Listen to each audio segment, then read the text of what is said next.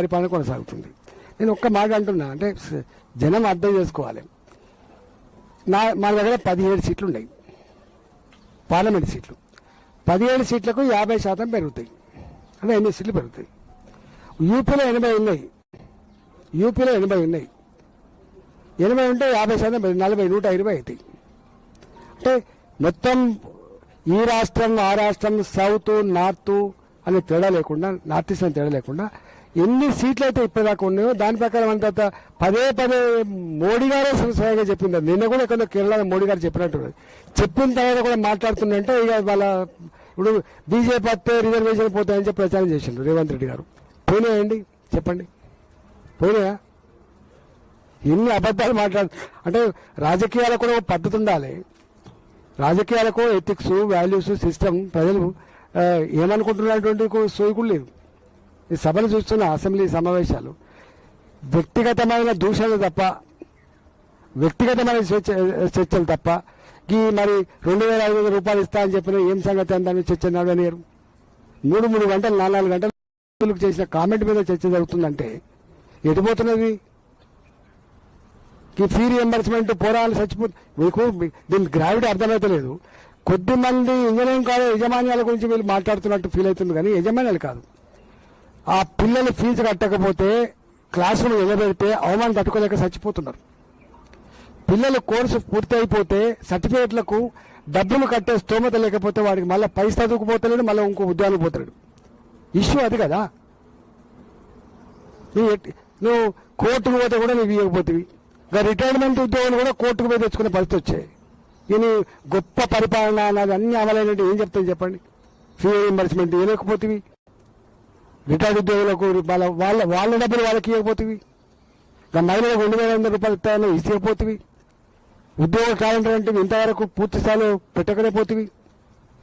చివరికి ఫైనాన్స్ మినిస్ట్రీలో నేను చేసుకున్న కాంట్రాక్ట్కి లేకపోతే నా పైసలు రావాలంటే కూడా నువ్వు 10% కమిషన్ తీసుకునే పరిస్థితి వచ్చిందంటే నీది ఎంత గొప్పగా ఉందో అర్థం కాదు కదా. దానికి ముంజేతి కంకణానికి అర్థం కావాలన్నట్టుగా వారి పరిపాలన గురించి మేము చెప్పాల్సిన అక్కర లేదు. ఇప్పుడు ఇంకోటి ప్రెస్ మీట్ చెప్పాల్సి అక్కర్లేదు, ఇంకో ధర్నాలు చెప్పాల్సి అక్కర్లేదు. ఆయన తెలుపుతూనే ఉంది ఆయన.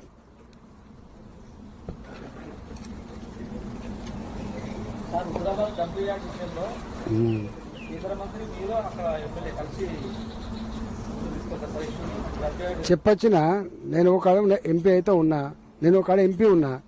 ఒకవేళ ప్రజలకు నా మీద విశ్వాసం ఉంటే నన్ను పిలిస్తే దీనికి నాయకత్వం వహిస్తా అని చెప్పొచ్చిండు ఆయన.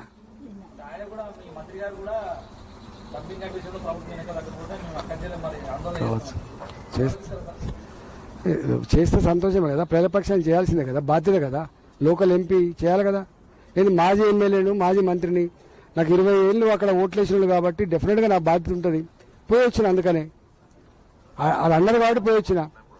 వీళ్ళు ఎంత మీరు ఈటల గారి సంబంధం లేదని చెప్పి వీళ్ళు మాట్లాడినా ఎవరు మాట్లాడినా ప్రజలు మాట్లాడుతున్నారు. రామిరన్న రావాలి, రామిరన్న చెప్పాలి కదా, రామిరన్న ఈ స్థాయికి వచ్చింది విజయవాడించాలి కదా అన్నారు కాబట్టి పోయి వచ్చిన నా బాధ్యతగా. నాకు ప్రజలు పిలితే పోలే, నేను నాయకులు పిలితే పోలే. ఎన్నికల కోసము స్థానికంగా ఉన్న 3 ఎంపీలను కలిసి ప్రణాళికలు రచిస్తున్నాం. అయితే ఇది పార్టీ ఇంటర్నల్ గా జరుగుతున్న విషయమా, పార్టీ విస్తృతంగా జరుగుతున్న విషయమా అన్నది ఒకటి. రెండోది, మీరు అభ్యర్థుల ఎంపిక కావచ్చు, లేకపోతే స్థానికంగా నేతల ఎంపిక కావచ్చు, ఒక పార్టీలో ఇంటర్నల్ గా స్థానిక నేత సిఫార్సుల మేరకు పార్టీ అధిష్టానం జాబితాలు రిలీజ్ చేస్తారు. కానీ మీరు బయట ఎందుకు చెప్పుకోవాల్సి వస్తుంది? ఇలాంటి విషయాలు పార్టీ రాష్ట్ర నాయకత్వం మీరు ఇచ్చేటువంటి అంశాలకు ప్రియారిటీ ఇవ్వడం లేదా? ఈ సోషల్ మీడియా వాళ్ళు అక్కడక్కడ కొన్ని పెడుతున్నారు పోస్టులు, ఇట్లా గట్లాడి వాడుకొని చెప్పుకోవాల్సిన పరిస్థితి వచ్చింది. లేకపోతే చెప్పుకునే అక్కడ ఉండదు, వాస్తవంగా చెప్పుకునే అక్కడ ఉండదు. కొంచెం సోషల్ మీడియాలో పెడతా అంటారు, చూస్తున్నా మీరు.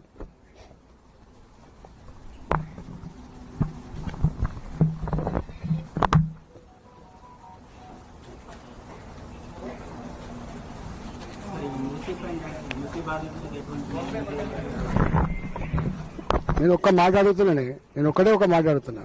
అంటే మీరు రాత్రే మీ యజమానాలు కూడా ఎందుకో కొన్ని రాస్తున్నాయి, కొన్ని రాస్తలే. కానీ నేను సింపుల్ అడుగుతున్నా. మూసీ మీద 1,00,000 కోట్లు 1,50,000 కోట్లు పెట్టి చేస్తా అంటున్నాడు. మేము అంటలేం, వద్దంటలేం. మేము మూసీ నదిలో పాలలాంటి నీళ్లు పారితే, మా పిల్లలు ఈత కొడితే అటుపక్క ఇటుపక్క ఉన్న ప్రజలకు వాసన లేకపోతే సంతోషపడ్డాం. మేము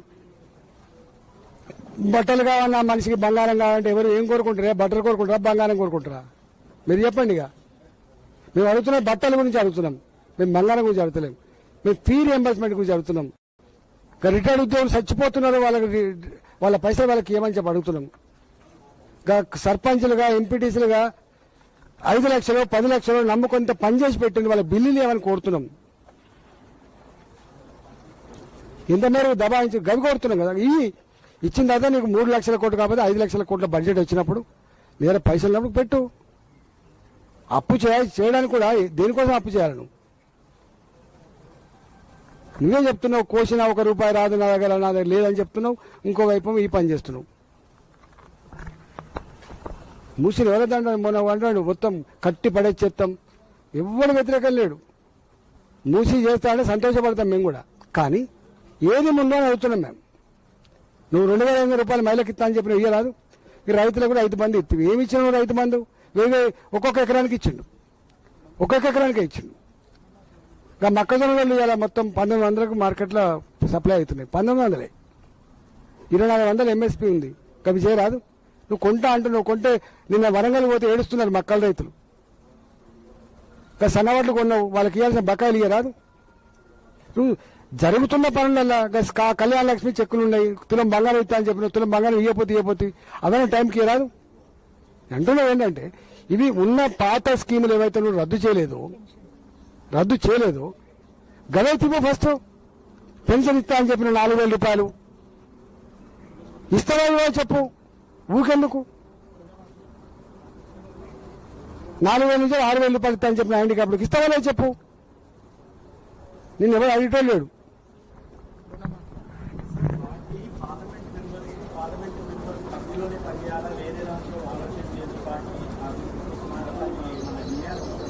ఏమంటారే? ఏందో నాకు తెలియకనే నాకు కూడా తెలియదు. ఇంతకుముందు తెలంగాణ అంతా తిరుగుతుంటే మేము 25 ఏళ్ళుగా హుజరాబాద్ ఉన్నాం. కానీ హుజరాబాద్లో నీకు సంబంధం లేదంటే నీ సభలో కూకున్నాం. మరి కనపడుతుంది అట్లా. తెలియదు, నిర్ణయం తీసుకున్నా లేదు తెలియదు. కానీ నాకు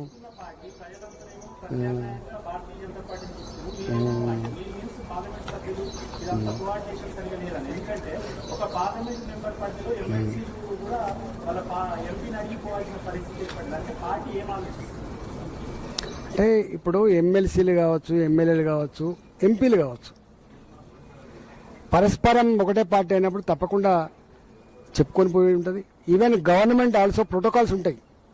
ముఖ్యమంత్రి పలాని కాన్స్టిట్యూన్సీకి వస్తున్నప్పుడు ముఖ్యమంత్రి గారు లోకల్ ఎమ్మెల్యే సభాధ్యక్ష స్థానంలో ఉంటాడు, గుర్తుపెట్టుకోండి.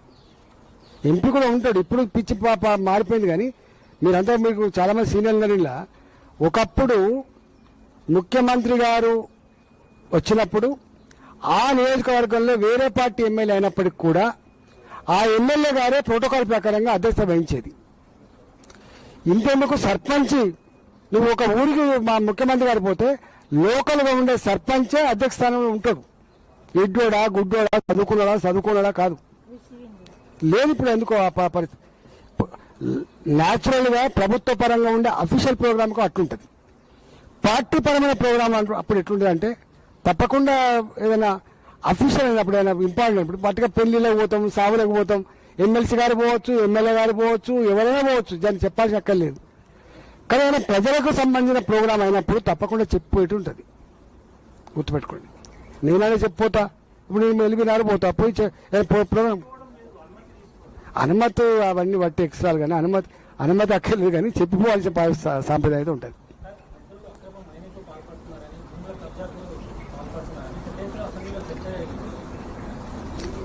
ఇప్పుడు మీరు ఒకటి ఖమ్మంలో జరిగింది 62 ఎకరాల భూమి మీకు తెలుసు. కొట్లాడుతున్నారు, నోరు మూసుకున్నారు. అది ముమ్మాటికి 62 ఎకరాల భూమి భూదాన్ వినోబాబావే భూమి తప్ప, భూదాన్ భూమి తప్ప అది ప్రభుత్వపరమైన భూమి కాదు. కలెక్టర్లు ఇదే ఇక్కడ ఇచ్చిన తిప్పలేండి ఎంత బాగుంటుందంటే ఐఏఎస్ చదువుకున్న వాళ్ళు వేరు రికార్డులు. ఇప్పుడు నా దగ్గర ఇంతకుముందు చెప్పిన చూసినావా, నాకు ఏ కలెక్టర్ అయితే ప్రొసీడింగ్ ఇచ్చిండ్రో, నాకు ఏ నామ్స్ ప్రకారం రిజిస్టర్ చేసుకున్నాను, ఇంకో కలెక్టర్ వచ్చి కమిటీ వేసి ఇది కాదని చెప్పి రాయిస్తే, ఇప్పుడు ఖమ్మం కలెక్టర్ అదే చదువుకున్నాడు. మంత్రుల ఆదేశాలతోటి ఇది ప్రభుత్వ పరమైన భూమి, ఇది 31 ఎకరాలే ఉన్నది అని చెప్తే ఏమన్నట్టు చెప్పు? ఏం చదువుకున్నట్టు వాళ్ళు?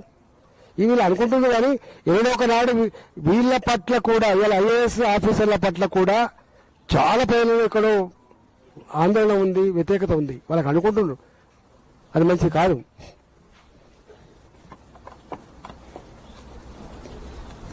భూములు ఆక్రమించుకుంటున్నా చెప్తే కదా. మా దగ్గర ఎల్లమ్మ బండ ఉంది. మా ఎల్లమ్మ బండ మీరు రారు. ఎల్లమ్మ బండ దగ్గర 125 ఎకరాల భూమి ప్రభుత్వపరమైన భూమి ఇక్కడనే వస్తుంది. బాచపల్లి దగ్గర వస్తుంది. ఒక్కొక్క ఎకరం విలువ 50 నుంచి 70 కోట్లు ఉంటుంది. మీకు కావాలంటే ఎంక్వైరీ చేసుకోండి. అక్కడ ఒకటే సర్వే నంబర్లో 300 ఎకరాల భూమి ఉంటే రాజశేఖర రెడ్డి గారు అన్నాడు 150 ఎకరాల భూమి, 150 ఎకరాల భూమి పేదలకు ఇళ్ల పట్టాలు ఇచ్చిండు, పేదలు కట్టుకున్న ఇల్లు. మీకు కావాలంటే చూడండి. అదే సర్వే నంబర్, అదే ప్రభుత్వపరమైన భూమిలో ఇంకొక 125 ఎకరాల భూమి ఉంటే అది ఎట్లా సుప్రీంకోర్టులో ఓడిపోతుంది? అంటే ప్రభుత్వమే భూ కబ్జాలతో చేతులు కలిపి ఆ కేసులో ఓడిపోయేటట్టు చేసుకొని ప్రైవేటుని కట్టబెట్టిండు. ఈ ముఖ్యమంత్రి గారు ఏం చెప్పిండు ఎన్నికల ముందు? ఈ ముఖ్యమంత్రి గారు ఏం చెప్పిండు? మేము కక్కిస్తాం. 4 రకాల దండాలు జరిగినాయి, మీకు ఐడియా ఉండాలి. కొంతమంది భూములేమో 5 ఎకరాలు 6 ఎకరాలు ఉంటే విలువైన భూములు 400 గజాలు 500 గజాలు జీవో 59 చేసింది మీకు తెలుసు. 4 ఎకరాలు 5 ఎకరాల భూమి ఒకటే ఓనరు బినామీ పేరు మీద చేసుకునే విషయం వాస్తవం కదా. ఎందుకు రద్దు చేస్తలేను? ఒకటి.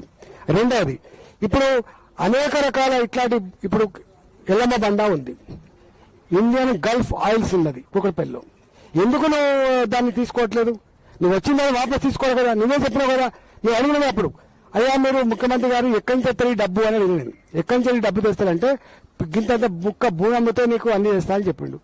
ఆ ముక్క భూములు ప్రభుత్వానికి వస్తలేవు, ప్రజలకు వస్తలేవు. ఆ ముక్క భూములు మళ్ళీ వాళ్ళకే పోతున్నాయి. ఇండియన్ గల్ఫ్ ఆయిల్లో జరిగినట్టు దుర్మార్గం ఎందుకు ఆపలేకపోతున్నావు? ఎందుకు ఇలా ఎల్లమ్మ బండ నేను 2007 నుంచే కొట్లాడుతాను. నేను కొట్లాడినా అన్నాడు. నన్ను వాడు అన్నాడు, నిన్ను గడ్డి కుప్ప కదా కట్టేసి కుక్క అని చెప్పి నా మీద పెట్టిండు వాడు. నేను కొట్లాడుతుంటే నువ్వు తినవు ఇంకొని తినని చెప్పి కొట్లాడు. 2007 నుంచి కాపాడిన భూమి, 2007 నుంచి కాపాడిన భూమి. నేను మంత్రి ఉన్నప్పుడు అది కోర్టుల కేసు ఉండే, ఇలా అది ప్రైవేటులకు అయిపోయింది. ఇలా వాడు శ్మశాన వాటికలు కూడా కూలగొట్టి 9,000 కోట్ల విలువైన భూమి శ్మశాన వాటికలు కూలగొట్టి రేకులు పెట్టుకొని ఇలా వాడు చేస్తున్నాడు. ఎందుకు ఈ ముఖ్యమంత్రి గారు మన ఆపుతున్నాడు? ఇప్పుడు మన నేను ఎక్కడికి పోయినా ఆయతనారు పోయినా భూమి గుంజుకోండి కేసీఆర్ 300 గజాలు చెప్పిన ఇస్తా అని చెప్పిండు. గుంట భూమి వీళ్ళు ఏం చెప్పిండు? అసైన్మెంట్ భూములకు మీకే సర్వాధికారులు కట్టబెడతా అన్న ఈ ముఖ్యమంత్రి వాళ్ళకు కేసీఆర్ గుంజుకున్న భూమికి 300 గజాలు చెప్పిన ఇయ్యకపోగా కోయడ గ్రామం మళ్ళీ ఒక 259 ఎకరాల భూమి మళ్ళీ గుంజుకున్నాడు. మళ్ళీ మీరు కావాలంటే చూడండి. మీరు ఆయతనాడు పక్క పెట్టింది కోయడ గ్రామం 130 ఎకరాలు 140 ఎకరాలు కేసీఆర్ గుంజుకున్నాడు. వాడికి ఎకరానికి 300 గజాలు చెప్పిన ఇస్తా అని చెప్పిండు. ఇంతవరకు ఇవ్వలేదు. ఇది మళ్ళీ అదే కోయడ గ్రామంలో 250 ఎకరాలు గుట్టలు గుంజుకున్నాడు. సావుకారి గుట్టలు అనుకుంటుంది గుంజుకున్నాడు. గుంజుకుంటే వాళ్ళు పాపం ఆందోళన చేస్తూ ఉంటే టెంటేనియర్ గుంజుకపోయిండు, కుర్చీలు పెట్టనియర్ గుంజుకపోయిండు, మైకు పెడతా అంటే నేను పోయినా. అంటే చెప్తున్నా, అంటే ఈ ప్రభుత్వం గత ప్రభుత్వం కేసీఆర్ గారు భూదందాలు చేసి 1,00,000 కోట్ల రూపాయలు సంపాదించుకోండి చెప్పి ఆరోపణ చేసిండో, కక్కిస్తా అని చెప్పిండో, ఇంతవరకు ఎక్కడ ఏమైనా కక్కిచ్చిందా నేను అడుగుతున్నా. వట్టి బక్వాస్ మాటలు ఎందుకు మాట్లాడుతావు? మరి అయితేనే ఆయన మంచోడని చెప్పు. ఆయన పీరియడ్ లోపల ధరణిలో భూ అక్రమాలు జరగదని చెప్పు, దందాలు జరగదని చెప్పు. మా శ్రీరాములు యాదవ్ కాన్ఫరెన్స్ ఉంటుందండి ఇక్కడ, మన నాగేశ్వరం ఉంటుంది. ఇప్పుడు సబితమ్మ ఎమ్మెల్యే గారు ఉన్నారు. నేను పోయినా అక్కడికి ఒక 3-4 దిక్కుల. ఇంతవరకు పాపం ఏ గురవరు ఏడిచింది వాళ్ళు.